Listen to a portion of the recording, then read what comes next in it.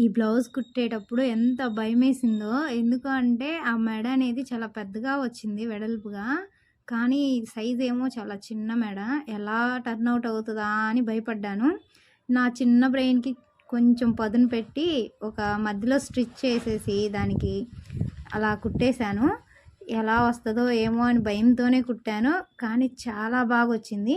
ఇక్కడ మనం ఆ కర్వ్స్ అనేవి చాలా జాగ్రత్తగా నిదానంగా తిప్పుకుంటే మనకి ఏ బ్లౌజ్ అయినా పర్ఫెక్ట్‌గా మనం కుట్టడానికి ఎక్కువ స్కోప్ ఉంటది. బ్లౌజ్‌కి లైనింగ్ అనేది అటాచ్ చేసి దాన్ని డైరెక్ట్‌గా తిప్పేసుకుంటున్నాను. బక్రం కానీ లేకపోతే క్యాన్వా కానీ ఏమీ యూజ్ చేయలేదు. ఎందుకు అంటే ఆల్రెడీ దాంట్లో నెక్ అనేది ఎంబ్రాయిడరీ బ్లౌజ్ పీస్ కాబట్టి ఆల్రెడీ నెక్ అనేది వాళ్ళే ఇచ్చారు. అందుకని నేను బక్రం కానీ క్యాన్వా కానీ ఏది ఉపయోగించకుండా లైనింగ్‌నే రివర్స్ చేసేసాను. చూడండి ఎంత పర్ఫెక్ట్‌గా టర్న్ అయిందో. ఇలాంటి మంచి మంచి వీడియోస్ కోసం మన ఛానల్‌ని సబ్స్క్రైబ్ చేయండి. థ్యాంక్